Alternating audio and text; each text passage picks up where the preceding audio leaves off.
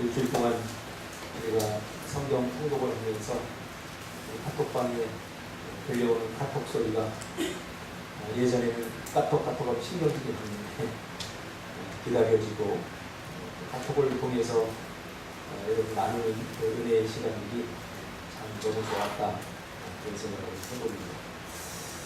굳이 카톡으로 남기지 않더라도 매일매일의 삶이 여러분 말씀과 함께하는 그런 삶이 되기를 주님의 이름으로 축복합니다.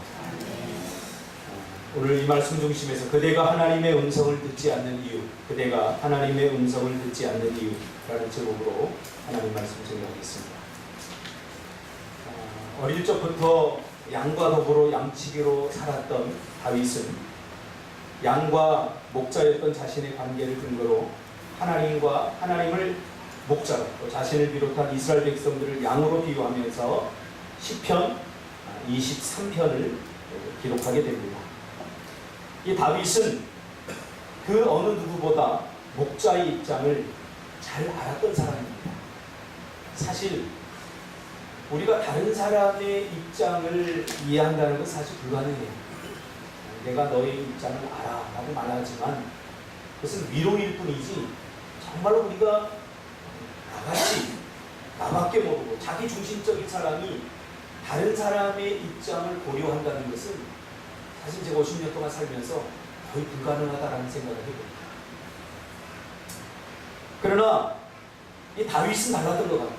다윗은 목자의 경험이 있었기 때문에 누구보다도 목자의 입장을 잘 알았던 사람입니다. 또 목자의 입장에서 양을 쳐보기도 했기 때문에 양의 처지도 누구보다 잘 알았던 사람입니다. 그래서 양과 목자의 심정을 충분히 이해하고 공감하면서 쓴 시가 바로 시편 23편의 시입니다. 그는 누구보다 양을 사랑하고 아끼는 성실하고 착한 목자였죠. 그것을 드러내는 것이 사무엘상 17장 34절과 35절에 나옵니다. 사무엘상 17장에 보면 이제 골리앗이 이스라엘을 쳐들어옵니다. 근데 아무도 나서지 않자 다윗이 나서게 되죠. 나서면서 사울 왕을 설득을 해야 됩니다. 내가 나가서 골리앗을 죽이겠습니다 하고 나가야 되는데 사울 왕을 설득을 해야 됩니다. 그 설득하는 과정에서 다윗이 뭐라고 얘기하냐면 사울 왕에게 17장에 보면 34절에 다윗이 사울에게 말하되 주의 종이 아버지의 양을 지킬 때에 사자나 곰이 와서 양떼에서 새끼를 물어가면 35절에 내가 따라가서 그것을 치고 그 일에서 새끼를 건져내었고 그것이 얼마나 나를 해치고자 하면 내가 그 수염을 잡고 그것을 쳐 죽였나이다. 요 하나의 고백을 통해서 다윗이 양을 얼마나 아꼈는지 사랑했는지 우리가 가늠할 수 있지 않겠습니까? 제가 요즘 우리 개들을 이렇게 키우면서 우리 집사람이 그래요. 당신은 개를 사랑하는 것 같아요. 그 얘기를 들을 때마다 참 미안해요. 사랑 안 하거든요. 저번에도 김성찬 목사님이 와서 내가 시시때때로 밥을 주고 또 이렇게 보호하고 하는 걸 보면서 목사 결국 있잖아. 정을 붙이다 보면 개도 사랑하게 돼 있어. 그러더라고요. 나는 부인했어요. 난 절대 개 사랑하지 않는다. 아침 일찍 일어나서 개밥을 주러 가니까 김성찬 목사가 그것 봐 사랑하잖아. 근데 그런 얘기를 들을 때마다 참 미안해요. 왜냐하면 저는 정말 개를 사랑하지 않거든요. 저 개가 그런 생각을 해요. 똥을 치다 보면 막 신경질이 나요. 내가 개똥이나 치러 여기까지 한다 그러면서 개가 담장을 넘어서 도망갔으면 좋겠다. 내가 살아있는 생명체 버릴 수는 없고 이거 담장을 넘어서 도망가지 않나 그런 생각을 해요. 그러니까 나는 참 나쁜 목자예요. 사랑하지 않는 개를 절대 사랑하지 않는 나쁜 목자. 그러나 다윗을 보세요. 사자가 물어가면 아이고 나 살았다. 참 다행이다. 그럴 수 있지 않겠습니까? 그러나 다윗은 그 양을 구하기 위해서 목숨을 걸고 사자와 맞서 싸웠다는 거예요. 목숨을 걸었다는 거예요. 여러분 저는 우리 개들을 위해서 목숨 걸 마음이 그만큼도 없습니다. 그러나 다윗은 그렇지 않았다는 거죠. 사자가 새끼를 물어가면 야 저 새끼를 잃어버린 어미는 어떨까? 양 어미의 심정도 헤아리고 이해하면서 가서 맞서 싸워 새끼를 구해왔다는 거죠. 이것을 보면서 이 한 구절에 다윗의 마음이 고스란히 다 담겨져 있습니다. 자신의 목숨을 조금 더 아끼지 아니하고 양을 사명적으로 돌본 것을 우리가 알게 됩니다. 그러므로 양에게 있어서 목자는 절대적인 보호자이며 인도자가 되어야 함을 이 다윗은 깨달았던 거죠. 이런 목자를 만나야 되지 않겠습니까? 저는 우리 성도들과 저의 관계 속에서 저는 목자는 아니지만 내가 어떤 성도들과 어떤 리더십이 되어야 될까? 그것을 가끔 묵상을 해봐요. 요즘 목회자들이 참 문제가 많지 않습니까? 성도들을 이용하고 하는, 그래서 자기의 삶을 위해서 이용하는 수준으로 생각하는 목사들 참 많습니다. 우리 예수님처럼 양들을 위해서 자신을 희생하고 계시는 오늘 이 다윗처럼 자신의 양을 지키고 보호하기 위해서 생명을 거는 그러한 목자의 심정을 가져야 되지 않을까. 저와 여러분은 그런 목자의 심정이 되어야 되지 않을까, 그런 생각을 해봅니다. 왜냐하면 우리는 누군가에게 목자거든요. 자녀에게 우리는 목자입니다. 우리가 돌보지 않으면 클 수 없는 자녀들이 있고, 또 우리들이 지도하는 주일학교 학생들이나 또 우리를 따르는 팔로워들을 생각하면서 우리는 누군가에게 목자임을 절대로는 잊어서는 안 되는 거죠. 이 목자는 양을 푸른 초장 쉴만한 물가로 인도하는 사람입니다. 그는 또한 양에 대해서도 너무나 잘 알았던 사람입니다. 다윗은. 사실 양은 순하고 착한 동물이 아닙니다. 이렇게 겉으로 보이기는 순하고 대들지 않고 뿔도 없고 하니까 순하고 착한 동물처럼 보이지만 사실은 양은 학자들에 의하면 굉장히 멍청하고 완고하고 아집이 강하고 결정적으로 본능이 가장 강한 동물 중에 하나라고 합니다. 우리 양의 모습을 통해서 우리 죄인의 모습과 너무 닮았다라는 생각이 듭니다. 저와 여러분의 모습이 바로 양을 통해서 비춰지고 있습니다. 목자의 가장 큰 고민은 양이 너무나 본능적이라고 하는 사실입니다. 양이 온순해서 자기 스스로 잘 살아간다면 굳이 목자가 필요 없어요. 그렇죠? 그러나 양은 지극히 본능적이에요. 이게 문제예요. 본능적이기 때문에 때로는 사망의 음침한 골짜기로 다녀요. 자기가 죽을 줄도 모르고. 너무나 본능적이기 때문에 거기에 사자가 도사리고 있다는 사실도 모르고 먹이를 먹기 위해서 달려가는 거죠. 죄 앞에 방치되어 있는 우리의 모습과 너무나 닮아있다는 사실입니다. 먹는 것만 나타나면 목자의 인도를 벗어나기 일쑤입니다. 제가 개밥을 줘보니까 이 개밥을 줄 수 없어요. 왜냐하면 이 큰 놈은 제가 좀 이제 통제를 해서 밥을 주면 조금 있다가 먹어요. 끈기가. 근데 이 세 마리, 이 새끼들은요, 주기가 무섭게 달려들어갖고 개글스럽게 쳐먹어요. 여러분 한번 줘보세요. 우리 개, 그 세 마리 개를 한번 줘보세요. 여기 들고 가는 이 순간부터 이 높이를 막 뛰어올라서 먹으려고요.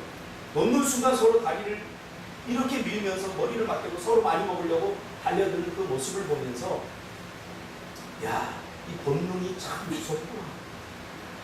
본능이 무섭구나 그런 생각을 합니다. 동물은 사람보다 훨씬 더 본능적이고 요구적입니다. 그러나 양은 거기서 한 걸음 더 나가서 더 본능적이고 더 욕구적이라는 사실입니다. 그래서 양은 내가 가는 길이 사망의 음침한 골짜기인지 몰라요. 어느 곳에 사나운 자기를 잡아먹으려는 사나운 사자들이 도사리고 있는지 몰라요. 오직 양의 눈에는 먹을 것밖에 보이지 않아요. 그때 목자는 채찍을 들거나 큰 소리로 양의 본능을 통제하며 어리석은 그들의 진로를 바꾸게 되죠. 저녁 때가 되면 어두움을 틈타서 사자들이나 맹수들이 양을 죽이려고 해요. 그래서 우리로 양을 가둡니다. 제가 그 이스라엘에 가보니까 이 양을 어떻게 키우나 이렇게 그 베두인들에게 들어보니까 예전에는 그렇게 키웠대요.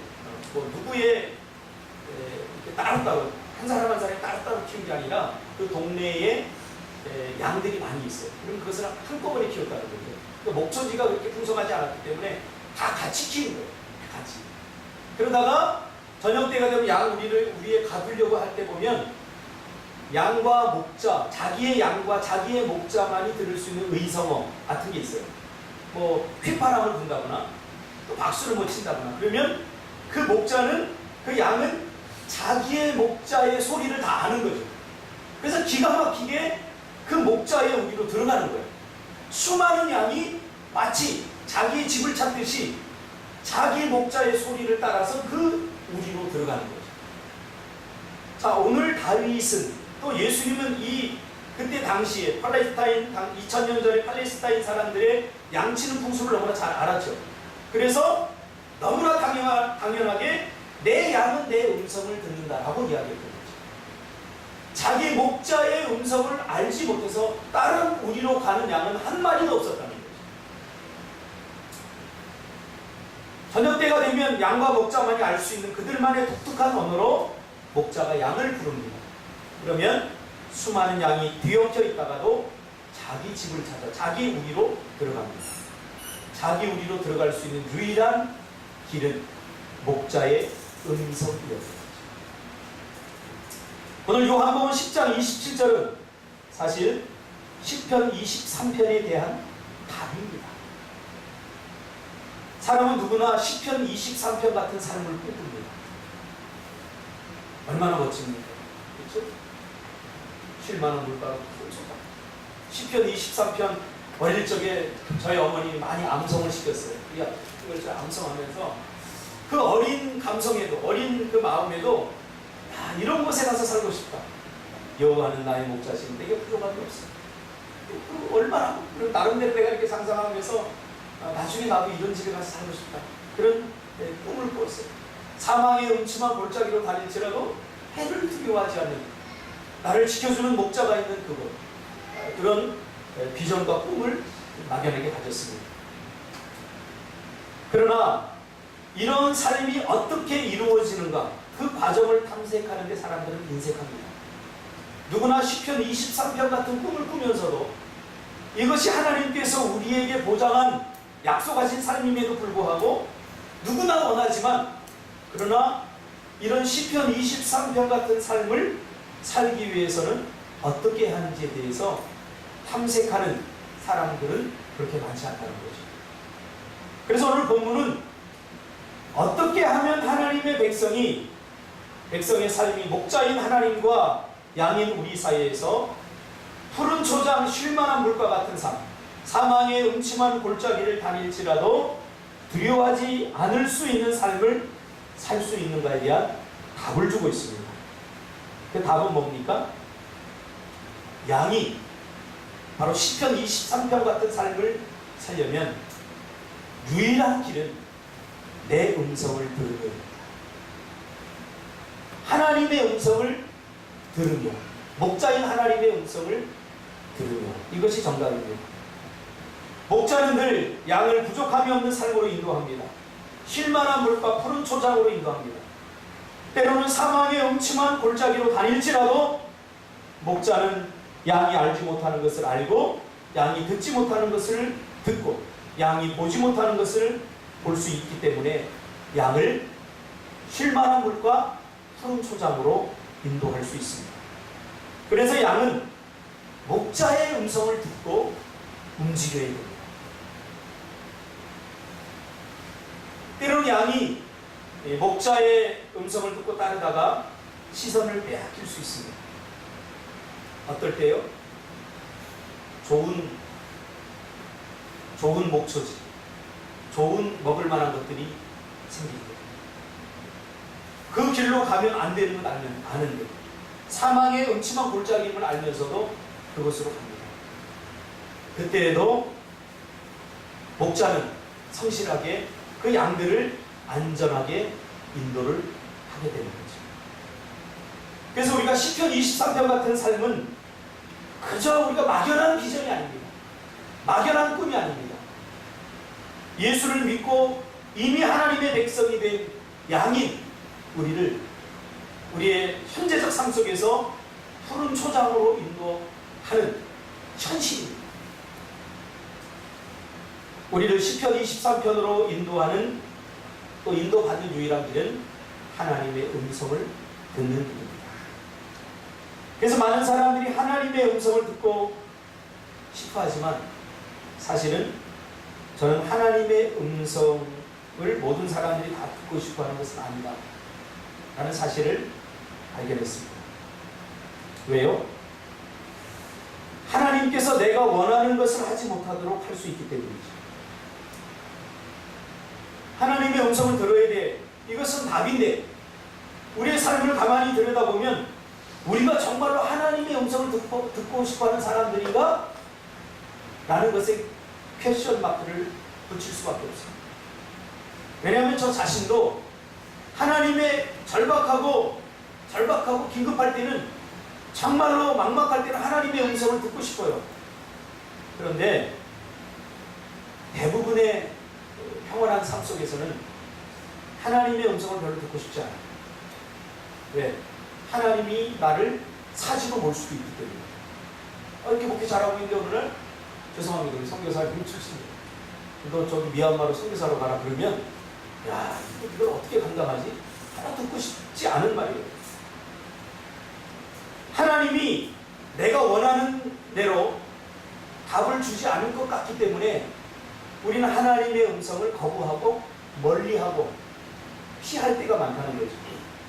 그래서 일부러 듣지 않을 때가 많습니다. 결국 하나님의 음성은 자기 욕심, 자기 욕망이라는 소리에 매몰되어 버리는 경우가 허다합니다. 몰라서 듣지 못하는 경우는 없습니다. 들으면 부담이 됩니다. 들으면 내 계획과 내 생각을 내려놓아야 되기 때문입니다. 내가 하고 싶은 것, 내 마음대로 내 뜻대로 하지 못할 수도 있기 때문입니다. 그래서 우리는 하나님의 음성을 부담스러워합니다. 그래서 하나님께 묻지 않는 거예요. 뭐 바빠서, 내가 뭐 하다 보니까 뭐 분주해서 그러지만 사실은 이것까지 내가 하나님의 터치를 받고 싶지 않다. 그런 마음이 더 강하죠. 그럼 이 양의 본능입니다. 당장 눈앞에 먹을 것이 보이면 그건 먹고 싶은 거죠. 나 그 길로 가면 안 돼. 그 하나 둘 자꾸 그 먹다 보면 그게 사망의 음침한 골짜기가 될 수 있어. 그 뒤에 사자가 있는 것을 모르는 거죠. 자, 근데 더 심각한 게 있는데 뭐냐면 하나님의 음성을 아예 듣지 않는 것보다 더 심각한 게 뭐냐면 하나님의 음성을 선택적으로 듣는다. 선택적으로. 많은 사람들이 하나님의 음성을 선택적으로 들으므로 자신은 하나님의 음성을 듣는 사람이다 라고 착각하며 살고 있다는 거죠. 그러니까 성경을 읽어보니까 대부분 하나님의 백성들이 여기서 무너졌어요. 듣지 않는 게 아니에요. 듣는데 선택적으로 들어요. 어떻게? 듣고 싶은 거. 듣고 싶을 때. 이것이 바로 사울 왕의 착각이었습니다. 사울 왕은 하나님께 버림을 받았지만 사실은 대부분 하나님의 음성을 들었습니다. 그러나 결정적인 순간에 사울 왕은 선택적으로 하나님의 음성을 듣게 되죠. 그래서 하나님께서 아말렉을 쳐서 진멸하라는 하나님의 말씀을 선택적으로 듣게 되죠. 치기는 쳤어요. 그러나 진멸하라 라고 하는 다 불살라버려. 헤렘의 법칙에 의해서 이건 다 하나님의 것이니 하나님께 다 제물로 드려야 되는데 그 중에 가장 중요하고 소중하고 가치 있는 것들 남겨놨죠. 그리고 나중에 사무엘이 가서 묻죠. 저 양의 소리는 어떻게 된 겁니까? 그러니까 변명을 하죠. 저거는 하나님께 가장 중요하고 소중한 거 제물로 바쳐드리려고 내가 남긴 겁니다. 유명한 말을 하죠. 순종이 제사입니다.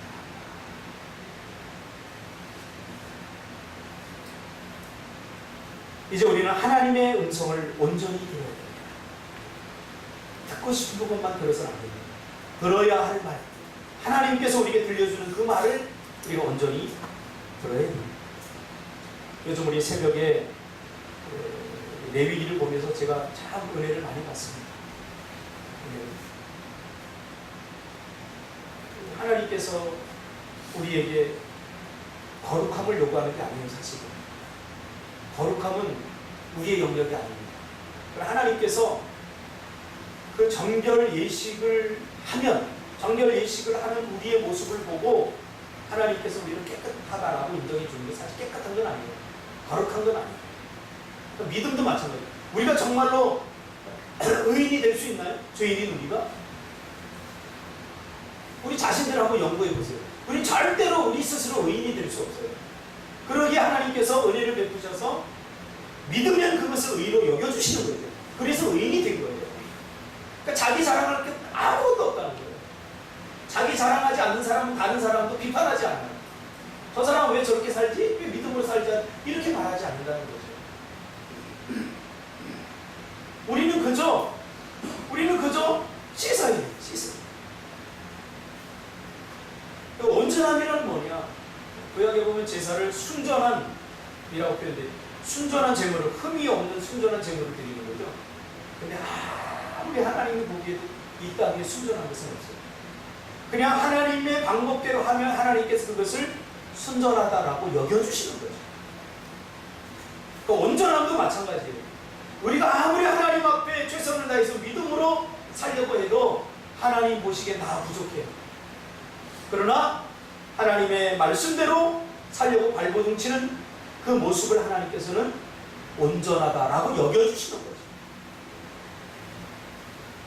그래서 우리는 항상 하나님이 우리에게 뭔가를 음성을 들려주실 때 결론에 서서는 안 돼요. 야, 너 새벽 기도해라. 하나님 음성을 들려주시고. 예를 들면 물론 하나님은 계시하진 않습니다. 말씀을 통해서 조명하시고 깨닫게 해주시는 거죠. 말씀이 있다 깨닫게 해주셔요. 그러면 우리가 새벽 예배를 나가려고 애를 씁니다. 일찍 자고 또 나는 아침잠, 저도 아침잠이 너무 많아요. 아침잠이 많기 때문에 일찍 자고 또 션샤인 그런 거 안 보고 또 재미있는 거 유혹에서 벗어나고 예배를 하죠. 하나님 이거를 온전하게 해야 된다. 그런데 내가 5시에 일어나려고 했는데 딱 깨보니까 8시에. 하나님은 항상 결과도 중요하지만 반드시 나와야 하나님께서 기뻐하시는 그런 게 아니에요. 그건 온전함이 아니에요. 제가 온전함에 대해서 제가 언젠가 얘기했죠. 우리 딸을 예를 들어서 우리 딸이 공부를 못해요. 뭐 시험만 보면 빵점 맞고 평균 40점 이렇게 맞아요. 그래서 내가 딸에게 요구를 했어요. 이게 사실 아니에요. 예를 들은 거예요. 우리 예린아, 네가 열심히 공부해서 평균 80점을 맞으면 내가 자전거도 사주고 자동차도 사줄게. 이 아이가 뇌물에 눈이 멀어가지고 열심히 평소에 공부도 안 하고 화장실 가면서 막 책을 읽고 막 최선을 다하고. 근데 시험을 딱 보니까 몇 점 맞았어요? 80점을 딱 맞으면 좋은데 70점을 맞았어요. 그럼 이 아버지는 자동차를 사줄까요? 안 사줄까요? 이 조홍석 성도님. 우리 리니가 그러면 사줘요? 안 사줘요? 안 사줘요? 율법의 아버지. 아주 냉정하신 아버지네. 근데 우리 하나님 아버지는 그 과정을 다 지켜봤어요. 그 애쓰고 힘쓰는 그 모습을 지켜봤어요. 그래서 사주죠. 이게 온전함이에요. 이게 온전함. 우리는 아무리 최선을 다해도 하나님이 원하는 수준에 이룰 수 없어요. 이미 우리는 증명됐잖아요. 죄를 지음으로. 그래서 아브라함의 언약을 맺은 거예요. 너는 이전처럼 아담과 똑같이 언약을 맺었다면 또 죄를 지으면 또 이거 죽을 놈이 되니까 내가 죄를 짓더라도 나는 나 스스로 이 언약을 지키겠다 하고 하나님께 스스로 사랑 그 사랑이 오늘 우리를 구원하는 거예요. 할렐루야. 얼마나 감사해요. 우리가 하나님 앞에 하면 도대체 얼마나 할 수 있겠어요. 뭘 했다고 자랑하고 그럴 필요가 없다는 거예요. 하나님께서 좋게 여겨주시고 기쁘게 여겨주시는 거예요. 우리 꼬꼬마들 둘이 어릴 때에 집사람이 뭘 수제비를 하려고 반죽을 이렇게 하면 얘네들이 꼭 건방지게 엄마 내가 도와줄게 그래요. 지네들이 도와주면 뭘 도와줘요? 와서 일거리만 만들고 막 얘네들이 막 반죽을 하면 여기저기 막 흩트를 뜨려놓고 막 이렇게 놓고 뭐라고 하는 줄 아세요? 엄마 내가 도와주니까 좋지 기분 좋지 빨리 끝났지 그래요. 개코 빨리 끝나지 뭐 빨리 끝나. 이제 엄마는 그거를 다 또 정리하고 혼자 있으면 깔끔하게 빨리 끝나는 거예요. 근데요 부모는 그 모습 그 막 여기 묻히고 막 버려놓는 모습 보면서 참 기뻐해요. 애들이 엄마를 도와주고 싶은 마음이 있어요. 그 마음을 받으시는 거죠. 하나님과 우리 관계도 똑같다는 거예요. 우리가 하면 도대체 얼마나 할 수 있다고요. 내가 뭐 하니 못하니 의미가 없어요. 하나님은 이 돌들로도 아브라함의 자손이 되게 할 수 있다는 거죠. 그래서 온전함이라고 하는 것은 그렇게 최선을 다해서 하나님을 기쁘게 하려고 발버둥치는 꿈틀거 우리 교회 꿈틀교회니까 꿈틀거리는 그 모습 그것을 하나님께서는 온전하다라고 말씀해 주는 거죠. 하나님의 음성을 듣는 것도 똑같습니다. 내가 하나님의 음성을 들어보니까 이거 피곤해. 이거 부담스러워. 그러니까 내가 적당히 들을 수 있는 것만 듣고 싶지 않은 건 안 들어. 하면서 애써 외면하는 거죠. 이 세계를 우리가 살아갈 수 있을까? 그런 생각이 듭니다. 내 양은 내 음성을 듣는다고 하는 거예요. 양이 목자의 음성을 듣지 않고 쉴만한 물과 푸른 초장으로 우리가 인도받을 수 있을까? 절대 없어요. 듣고 싶을 때만 듣는 것은 듣고 싶지 않을 때 듣지 않는 것과 다를 바가 없습니다. 이 역사를 잘 이해해야 돼요. 우리가 듣고 싶은 것만 듣는 것은 듣고 싶지 않을 때 듣지 않는 것과 똑같아요. 하나님이 요구하시는 것은 결과가 아니라 과정입니다. 몸부림입니다. 하나님의 음성의 실체는 바로 계시된 하나님의 말씀이죠. 이번 주에 우리가 열왕기 상하를 통독하면서 이렇게 여러분 카톡으로 남겨주는 그 나눔에 제가 은혜를 많이 받았어요. 보내는 나누는 그 음성을 통해서 제가 풍성해졌어요. 이렇게도 깨달을 수 있구나. 이렇게도 하나님께서 우리를 먹이시는구나. 그런 생각을 하면 정말 풍성했어요. 하나님의 음성은 계시된 하나님의 말씀이죠. 지금은 계시하지 않습니다. 계시는 이미 다 끝났습니다. 계시한다고 하는 사람들 조심하셔야 돼요. 100% 이해합니다. 계시는 이미 끝났어요. 우리는 이미 계시된 하나님의 말씀을 성령을 통해서 조명을 받아요. 깨달음을 받는 거예요. 우리가 성경을 읽어도 잘 못 깨닫잖아요. 이게 무슨 말인지. 그런데 성령께서 깨닫게 해주시는 거죠. 그래서 우리는 말씀으로 인도를 받는 거죠. 하나님의 말씀을 듣는 가장 중요한 시작은 바로 하나님의 말씀을 읽는 것에 시작합니다. 그러니까 말씀을 듣다라고 말할 때 우리는 세 가지를 머리에 두어야 돼요. 읽는 것과 아는 것과 순종. 그것이 듣는다. 이 듣는다라고 하는 말은 단순히 히어링 한다라는 말이 아닙니다. 준석아, 네, 이게 아닙니다. 준석 집사는 목사님의 말을 잘 들어. 할 때는 뭐예요? 순종을 잘한다 하는 거죠. 순종하기 위해서 어떻게 됩니까? 내가 요구하는 것을 읽어야죠. 그리고 이해해야죠. 알아야죠.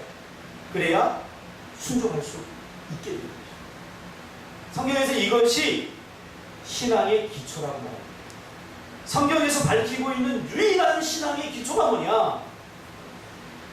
그것은 바로 순종입니다. 마태복음 7장 24절에 보면 그러므로 누구든지 나의 이 말을 듣고 행하는 자는 그 집을 반석에 지은 지혜로운 사람 같으니. 기초를 이야기하죠. 집을 비유해서 집이 든든하려면 그 반석을, 집을 반석에다 지어야 된다. 모래에다 짓는 사람 없잖아요. 반석에 지어야 된다. 그러면서 우리 신앙의 기초를 말합니다. 그러니까 순종이 안 되는 사람은 기초가 없는 거예요. 그 어디서부터 시작해야 되느냐? 읽는 것에서부터 시작해요. 제가 엊그제 한미준에서 발표한 한국 교회 그리스도인들의 성경을 읽는 습관에 대해서 조사한 걸 보고 제가 깜짝 놀랐어요. 성경을 안 읽어요, 한국 교회 그리스도인들. 10년이 돼도 성경을 일독한 사람이 한 사람도 없어요. 어떤 이유? 그냥 파편적으로 읽는 거죠. 오늘은 어떤 거죠? 아, 요한복음이 좋으니까 요한복음 한번 읽어보자. 요한복음만 좋으니까 요한복음만 수십 번 읽어요. 읽어야 됩니다. 읽으시길 바랍니다. 읽어야 하나님의 마음을 알 수 있지요. 하나님을 어떻게 알 수 있어요? 우리 스스로 꿈꾸어서 하나님을 알 수 있는 아니에요. 하나님께서 자신을 계시해 놓은 하나님의 말씀, 유일한 이 말씀을 통해서 하나님을 알 수 있는 거예요. 그래서 하나님의 말씀을 읽어야 돼요. 말씀에 무지해서는 안 돼요. 무지해서는 안 돼요.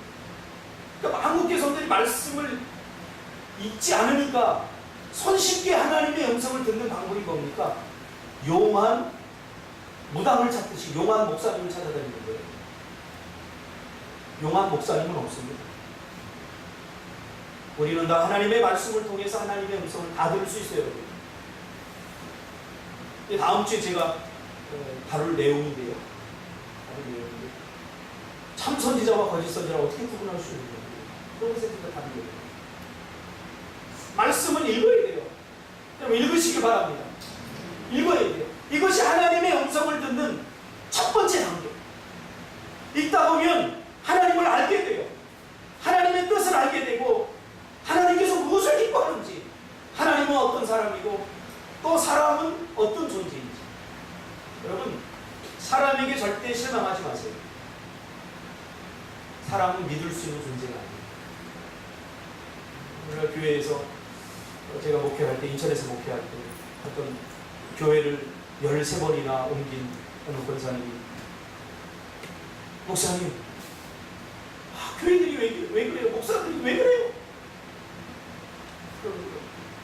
그럼 뭐가 문제인지 아는 거죠. 이 땅 위에 우리가 생각하기에 완벽한 교회는 없어요. 지상교회는.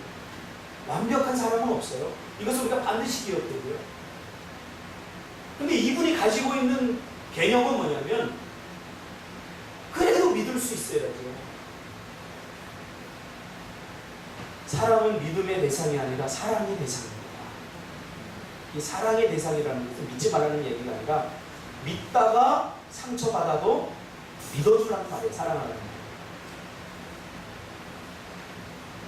사랑은 사랑의 대상이지 절대 믿음의 대상이 아닙니다. 교회도 마찬가지입니다. 우리가 믿을 수 있는 유일한 분은 하나님밖에 없습니다. 그러니까 우리는 서로 어떻게 돼요? 사랑해요. 사랑은 뭐예요?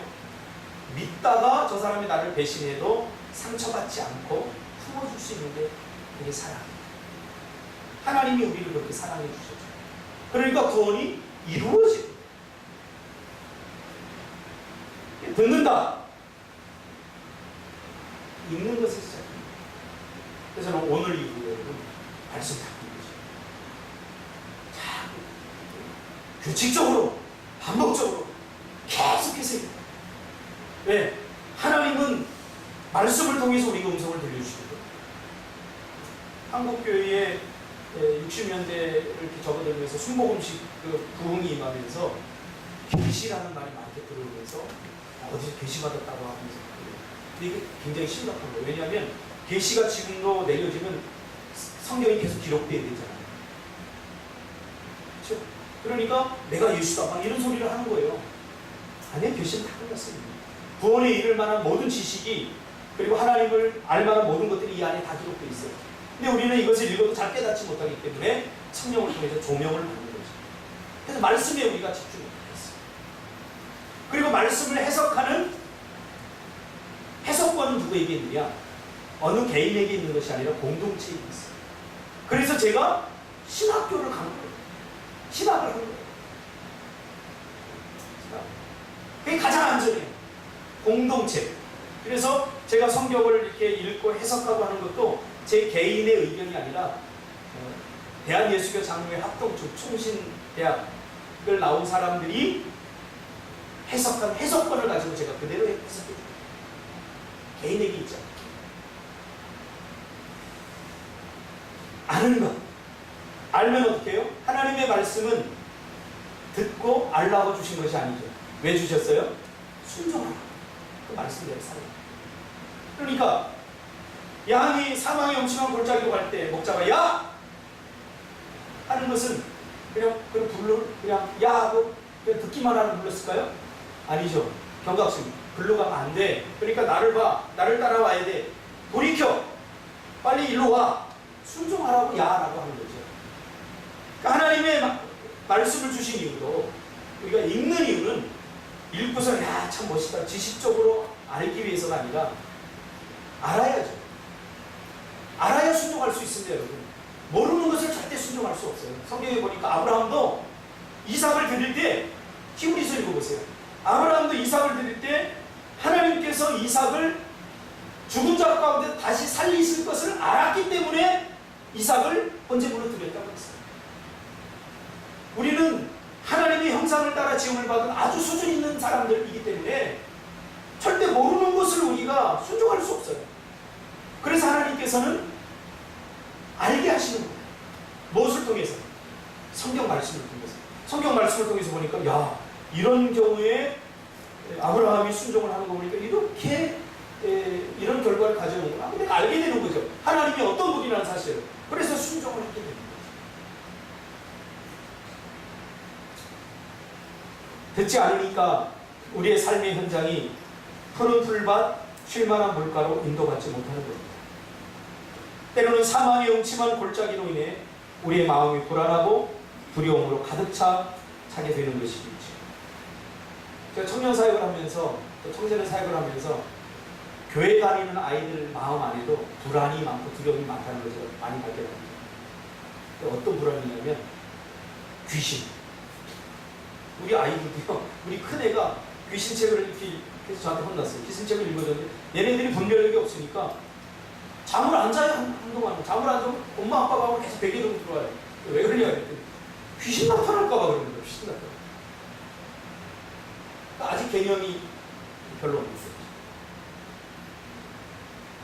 듣지 않으니까 사망의 엄침한 골짜기 에서 내가 죽을 것 같은, 망할 것 같은 두려움과 불안이 엄습하는 거죠. 그때마다 제가 항상 해주는 얘기가 있어요. 베개 들고 오는 애들 절대 같이 앉아오죠. 뭐라고 하냐면 하나님이 너와 함께 하시잖아. 하나님이 지켜주시잖아. 할렐루야. 뭐 알아들었는지 못 알아듣는지 그 이야기를 어떻게 하냐면 넌 절대 여기서 못 자. 강력히 하나님이 살아계시잖아. 이러면 나가고 네. 베개 들고 나가. 이 이야기를 저는 여러분에게 하고 싶어요. 하나님이 살아계시잖아요. 그 하나님이 여러분과 함께 하시잖아요. 뭐가 두려워요? 우리 죽어봤자 천국이잖아요. 천국이 이 땅보다 더 좋다는 걸 여러분 믿습니까? 뭐 죽음을 두려워해요? 왜 두려워요? 전 예수 믿고 나서 죽음에 대한 공포, 죽음에 대한 두려움이 다 사라지고 있어요.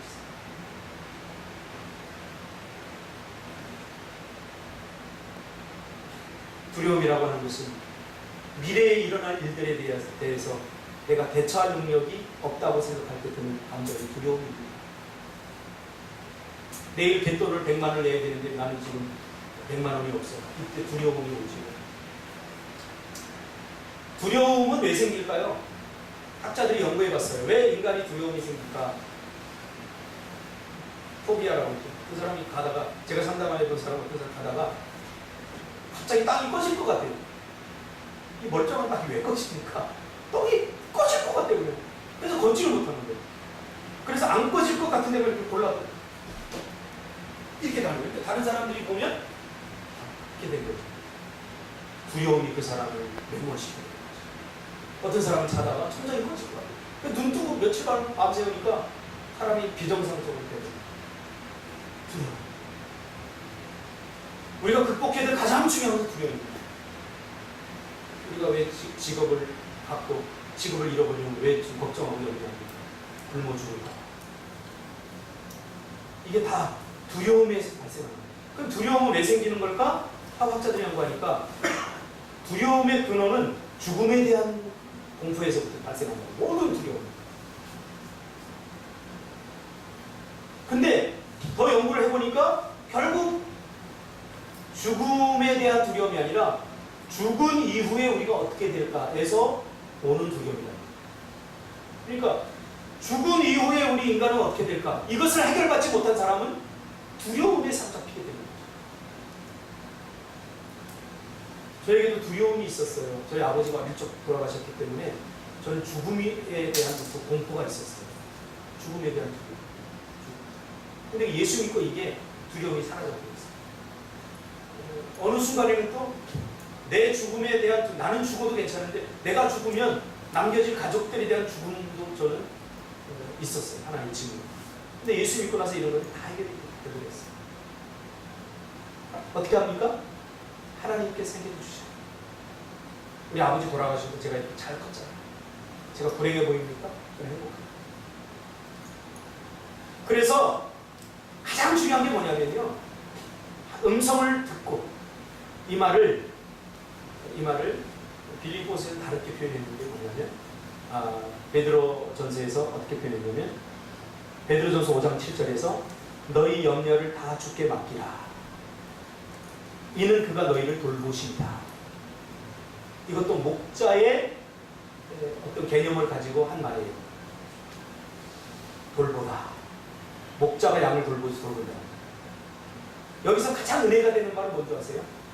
너희 염려를 다 해라. 우리 다 맡기지 않잖아요. 10개 중에 9개는 맡기면 우리 하나님의 음성을 들으면 우리는 그래도 괜찮은 성도라고 스스로 생각해요. 근데 맡기지 않은 이 한 가지 때문에 우리 인생은 곤고해지고 곤핍해지고. 그래서 하나님의 음성을 들을 때 우리가 선택해서 들으면 안 돼요. 다 들어야죠. 그리고 내가 할 수 없을 것 같은 것 때문에 울어야 되고 기도해야 되고 하나님의 도우심을 구해야 되는 거죠. 이것은 내가 순종할 수 있어. 이것은 내가 순종할 수 없어. 이것이 오늘날 한국 교회를 약화시킨 거예요. 다 들어야 됩니다. 염려를 다 주께 맡겨야 돼요. 여러분 다 맡기시길 바랍니다. 맡기는 것이 중요한 게 아니에요. 그리고 세상의 소리를 끊으세요. 하나님의 음성에 집중하세요. 하나님의 음성이 유일한 희망입니다. 세상의 소리들은 양이 가면서 달콤한 풀의 유혹을 받듯이 마치 그것이 전부인 것처럼 그렇게 생각. 야, 너 지금 안 먹으면 다른 양이 먹어. 너 스스로 그걸 너 해결해. 이렇게 자꾸 우리의 욕구, 욕망을 건드리지. 아닙니다. 우리는 하나님이 먹으라 하면 먹어야 돼요. 하나님이 기다리라 하면 기다려요. 할렐루야. 이게 하나님의 음성입니다. 사람들의 소리, 달콤한 소리도 끊으십시오. 오직 하나님의 말씀의 소리에만 귀를 기울이시기 바랍니다. 그러면 그 음성은 여러분을 쉴만한 물과 푸른 초장, 때로는 사망의 음침한 골짜기 같은 그러한 우리의 삶의 현실 속에서도 우리를 지키시고 보호하시고 인도해 주신다는 사실을 기억하면서 하나님의 음성에 여러분 희망을 두시기를 주님의 이름으로 축복하며 기도하겠습니다.